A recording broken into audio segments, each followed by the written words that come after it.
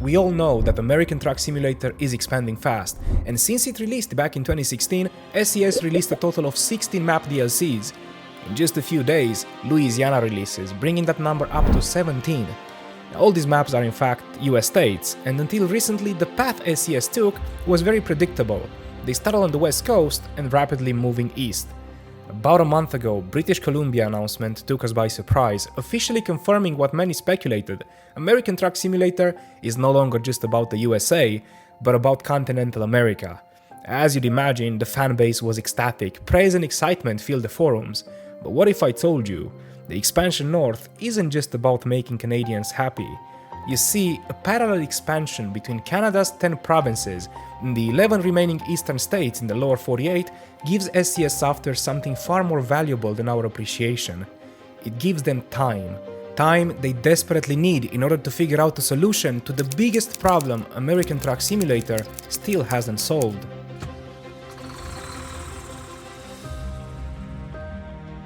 Now, you need to understand this isn't just speculation. It's based on a study made by a player back in May, a really detailed breakdown of what happens when ATS finally reaches the East Coast. And inside that study, there's one statement that instantly caught my attention. It said America was founded on the East Coast, yet ATS made a mistake. When I first read that, it honestly made me pause. What mistake? What is it talking about? And why are so many people in the mapping community agreeing with him? So today, we're going to break it down. What is actually waiting for ATS on the East Coast? And why do so many players believe it would be impossible to achieve unless SCS changes their approach? And I soon learned that the mistake he's talking about isn't like a bug or something you can easily fix within a few hours. It's something much more fundamental. It's the size of America. And I know how that sounds, but let me explain. You see, ATS runs on a 120 scale, and on the west coast, California, Nevada, Arizona, that scale works. The states are huge, the cities are spread out, there's plenty of empty land, deserts, fields, long highways. You can shrink all that and the player doesn't really feel it. But once you start heading east, that starts to fall apart. The states get smaller, the cities get closer to each other, and the borders tighten.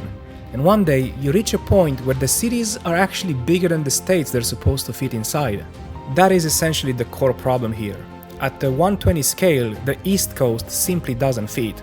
And this isn't just a theory people came up with last week, this is something the mapping community has been talking about for a long time. Even Mark from SCS, the person we always see in these live streams, acknowledged that this is a well-known issue. So what does it actually mean? In simple words, it means that once ATS gets far enough east, the map hits a physical limit. There's no room left to compress anything without breaking how these places look and feel. And this study that I mentioned earlier does a really good job showing why.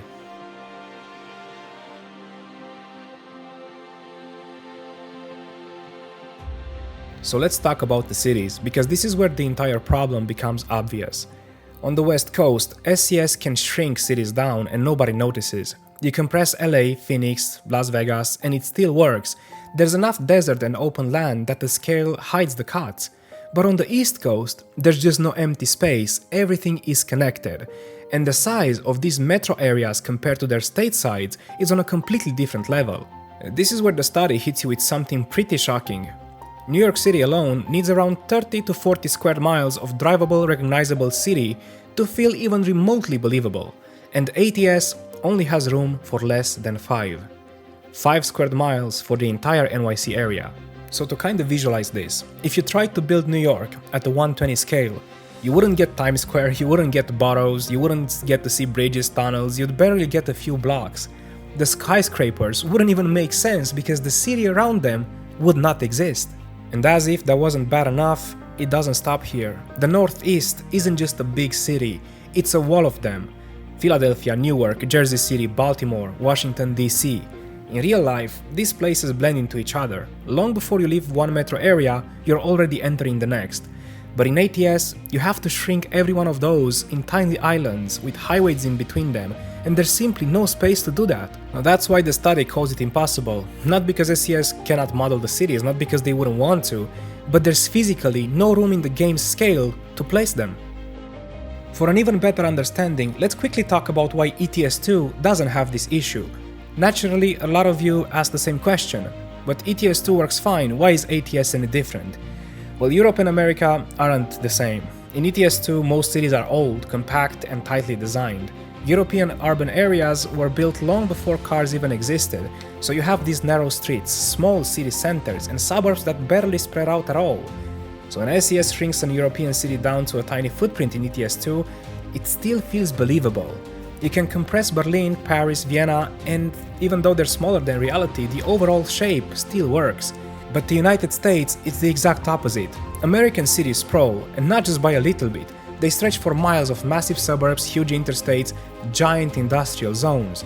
Everything is really big, and East Coast cities, they take that to another level. You're not dealing with compact European capitals, you're dealing with massive metro corridors, built around cars, highways, bridges and tunnels. There's basically millions of people spread across huge areas. And that's why New York doesn't behave like Berlin, that's why Philadelphia will never fit like Paris, and that's why, simply, the Northeast breaks ETS's scale. And even though ETS2 has its own dense regions like Benelux, Europe is still big enough at a 1/19 scale to handle it. The cities sit inside countries that are large enough to shrink without falling apart. But for the east coast of the United States, those states are too small, the cities are too close, and the 120 scale is simply too tight.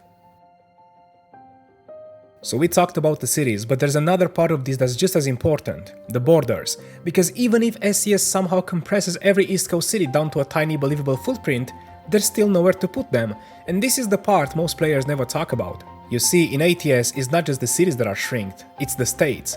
And the shape of these states, especially the ones on the East Coast, is the real enemy here. Because in the West, states are huge rectangles, Nevada, Utah, Colorado, they're big open shapes that give SCS a ton of flexibility. You can adjust the roads, move cities around a bit, trim a border down, nobody really notices. Once you enter the East Coast, that flexibility disappears. Maryland, for example, is basically a thin ribbon wrapped around DC. Delaware is smaller than LA, and New Jersey is a narrow wedge between New York and Philadelphia. And Connecticut is sandwiched so tightly you could literally cross it in under a minute at ATS speed. And the study includes an example that genuinely blew my mind. If you shrink down Delaware at 120 scale, it becomes around 40 seconds of driving, 45 seconds for an entire state. And here's the real issue. When one state shrinks too much, the next state must shrink even more. It becomes a chain reaction. If Delaware is that small, then New Jersey has to compress too. And if New Jersey compresses, Pennsylvania gets squeezed. And if Pennsylvania gets squeezed, New York and Maryland get crushed. Everything collapses inward. And that's why this is not just a city problem or a density problem. It's a border problem as well. And it starts long before ATS even reaches New York. By the time SCS Software gets anywhere near the Northeast, the physical space just runs out. And the fact that somebody at SCS publicly acknowledged it as a well-known issue tells us something. It tells us that they are fully aware, and this is simply something they cannot ignore. This is the biggest map challenge the game has ever faced, and they've known about it for years. What I am about to tell you next about British Columbia is simply my assumption. On paper, British Columbia looks like a natural expansion. Beautiful mountains, iconic highways, a really nice connection to the Washington state, and players absolutely wanted it. The reaction was overwhelmingly positive. When you look at timing, it starts to make a lot more sense to me. Because here's the thing, Canada has 10 provinces, and the lower 48 still has about 11 states left on the east side.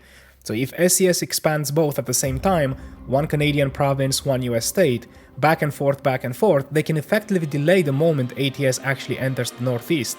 And the delay is valuable. It gives SCS something they don't have a lot of: time.